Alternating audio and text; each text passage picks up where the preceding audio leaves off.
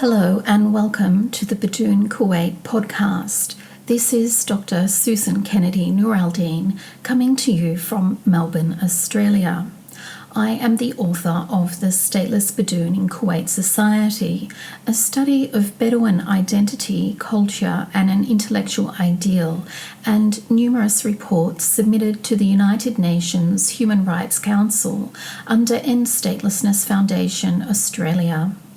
You can join me on SoundCloud, YouTube and academia for my podcasts, videos and academic work on the stateless Bedoon of Kuwait, as well as on my blog.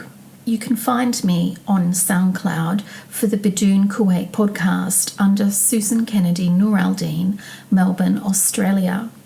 You can find me on YouTube under Susan Kennedy Nur Aldeen. That's NOUR space AL space DEEN. You can join me on my academia account for my academic work at https://independent.academia.edu/Susan Kennedy Nur Aldeen. You can also join me on my blog, also called End Statelessness, at endstatelessness.wordpress.com. If you would like to find my whole doctoral dissertation on the Bedoon, which is a 2-volume work of over 600 pages in English, the best place to go is to Google, enter University of Adelaide Library, Susan Kennedy, The Stateless Bedoon in Kuwait Society. You will find the downloadable PDF file there under https://digital.library.adelaide.edu.au/dspace. In this last week of 2020, the Bedoon are again reeling from another suicide in their community. Some Bedoons on Twitter say this brings the suicide count for 2020 to over 100, but it's difficult to know the exact figure. In order to mark this tragic event in the first episode of the Bedoon Kuwait podcast, I want to remind Bedoons of my report on Bedoon suicide for the Universal Periodic Review of Kuwait in 2020. You can find this report called Kuwait's Humanitarian Disaster at my academia account. Just type in Susan Kennedy and Kuwait and academia, ACADEMIA, into Google and you'll find my account under Susan Kennedy Nur Aldeen. Then go to the report, which includes the word annexes, ANNEXES. This is the second part of the Kuwait's Humanitarian Disaster Report. In this second report, you'll find Chapter 10 on page 59 titled Premature Deaths, Suicide by Hanging and Self-Immolation. I will now read to you directly from the report. A number of Bedoons approached me prior to writing this report, asking me to be sure to include suicide as a human rights issue in the report. Such is the frequency of suicide in the community in Kuwait. Unreported suicides are believed to be frequent in the Bedoon community, but they tend to be covered up due to Islamic teachings on the subject, which do not approve of suicide. Al-Saleh in 2014 reported that although Kuwaiti newspapers often feature suicides of Kuwaiti citizens, because Islam does not approve of suicide, families still tend to cover up the incidents. Al-Ruhaimi in 1998 found that the Bedoon have strong community ties and traditional values, but Al-Saleh later investigated the problem because suicide had plagued the communities where Bedoons live. My experience with the Bedoon community confirms this. Al-Saleh found that structural instability in the Bedoon community impacted both suicidal ideation, that is, fantasies of killing oneself, and attempts of suicide between 14 to 18-year-olds. Hanging is the most common method of suicide reported in Kuwait, occurring in 3 out of every 5 cases. This was found by Al-Wahib and Kandari in 2015. Significantly, suicide occurs among non-citizens in 87% of all cases, with citizens suiciding only 13% of the time out of all suicide cases in Kuwait. Most of the victims are male, but there is no significant difference found between married and single subjects or between Muslims and non-Muslims in the general population. Hanging ropes are often depicted by Bedoon men who use art to represent the group's community. In 2006, a well-known member of the activist community produced art showing a number of men hanging from ropes. By 2019, activists had begun to collect better records of their experiences, realising the Bedoon problem was simply part of their youth awakening during the Arab Spring, that it was also a lifetime issue passed on generation after generation. An example of news articles in Arabic was collected and shown to the Human Rights Council at the United Nations Universal Periodic Review by 3 different authors advocating for the Bedoon, including myself, Mohammed Al-Anisi and Ahmed Al-Khulaifi. Self-immolation began to be popularised in 2017, associated with the Bedoon suffering. A Kuwait Times report of the 23rd of September 2017 described a 36-year-old male having attempted suicide by self-immolation, which means setting oneself on fire, outside a police station.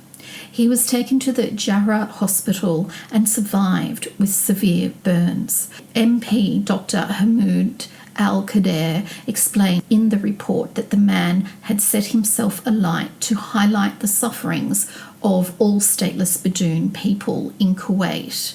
The name of the article was "Self-Immolation Reflects How Desperate Bedoons Have Become," Lawmaker, in the Kuwait Times of the 23rd of September 2017.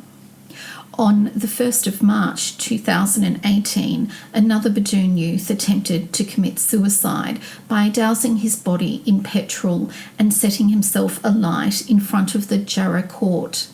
A passer-by who helped to put out the fire disclosed that around 70% of the man's body was burned. Paramedics transferred him to the Babtain hospital. This was written in the article "Bedoon Attempt Self-Immolation at Jarrah Court" in the Arab Times on the 1st of March 2018. In July 2019, a young man called Ayed hanged himself in his bedroom. A picture of his freshly dug grave was shown on the front of my report. His funeral was a large occasion, attended by hundreds of mourners in support of his family, but also the Bedoon community, after the issue had become highlighted in the National Assembly for most of 2019, surrounding the introduction of a new civil rights law, which ultimately failed to pass through the Parliament due to the lack of commitment of parliamentarians to the Bedoon's freedom and citizenship. The funeral was attended by a US ambassador and another member of staff of the US Department of State who was in Kuwait researching human rights for the compilation of the state's report for the United Nations Universal Periodic Review of Kuwait 2020. Bedoon leader Hakim Al-Fadli introduced the visitors to the young man's father, who was grateful for their attendance. However, many Bedoons online asked why the US Department of State was willing to attend the funeral but not willing to help the community to stop the erasure by Saleh Al-Fadla at the central apparatus, or to help the community obtain Kuwaiti citizenship, as it had recommended at the previous United Nations Universal Periodic Review of Kuwait in 2015, but which they would fail to recommend for the periodic review of 2020. Most young Bedoon people who use social media are now quite aware of the US Embassy cables published by WikiLeaks that refer to the Bedoon, and for this reason, they know that the US has been aware of the erasure of identity of the Bedoon since at least 2006, as well as their generally depraved conditions in Kuwait. Others viewed the visit as a political response to the Emir of Qatar at the funeral of a Bedoon man earlier that year. In February, the Emir had attended the funeral of a well-known Bedoon entrepreneur and journalist, Ahmed Khaled Misfer. Unlike the visit by the US officials, the Emir of Qatar was a tribal affiliate of the young man, and Ahmed had moved to Qatar, where he lived at the time of his death. With so many in the community unable to found families, unable to study at school or university, unable to work, unable to gather in public with other Bedoons, and unable to travel overseas to escape their fate in Kuwait, and with their indigenous national and ethnic identity, and in some cases also family identity erased by the state of Kuwait, the suicide of Bedoons must be seen in the context of the Bedoon's statelessness, deprivation of citizenship and state resources, as well as their exposure to ongoing threats of violence, deportation, and state violence. It should also be appreciated within the context that the Bedoon live in an almost perpetual state of security lockdown under the central apparatus and the state security police. Finally, it is worth noting that the state's issue of documents with nationality labels on them does not make it easier for Bedoons to marry, because lack of documents is only one of many barriers that prevent the group from marrying, because the central apparatus does not care what nationality labels it puts on birth certificates. Children are often issued with birth certificates that do not match their parents' birth certificates. This is a very dangerous problem for these families, as long as the group are constantly threatened with deportation due to their illegal status and threatened with deportation to third states. It means that they could become permanently separated from their children of any age from infancy onwards if deported.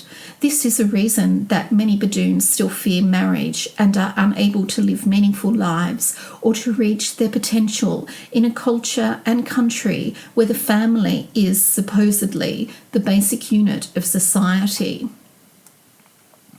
My research has found that the suicidal ideation of the Bedoons is often expressed by the community in personal conversations about well-being, as well as an expression of a broader community sentiment between larger groups of Bedoons engaging in social media.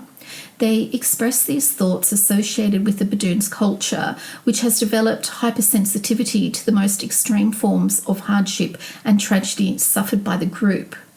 Suicidal ideation is expressed in articulations of the behaviour of the state and the government of Kuwait's actions against the society. Sadly, Bedoons express notions that they are being killed as a collective by the state, and additionally that the state is killing them individually. Some Bedoons have expressed to me that they have become atheists as a result of their experience of being so neglected by God that the state continues to kill their people, but also because it alleviates their sense of guilt in being preoccupied with suicide, which is against Islamic teachings. In order not to disappoint God, they find it easier to become atheists rather than battle such ideas that seem logical under their circumstances. Unfortunately, due to the conservative public and private positions on suicide in Kuwait, in the rare and unusual circumstances where a Bedoon could not afford to get medical help, they could not receive appropriate counselling or psychological help because stigmatisation of the Bedoon puts them at a risk of having such disclosures exposed to the central apparatus by medical and allied health professionals. As a result, those who need help because of thoughts of suicide cannot seek it. The attitude of the government of Kuwait towards Bedoon suicide. The state examines a suicide victim's record in an attempt to locate facts that might tarnish their reputation, and openly discusses the most negative aspects of the deceased person's life experience in the National Assembly and publishes the same details in the national newspapers.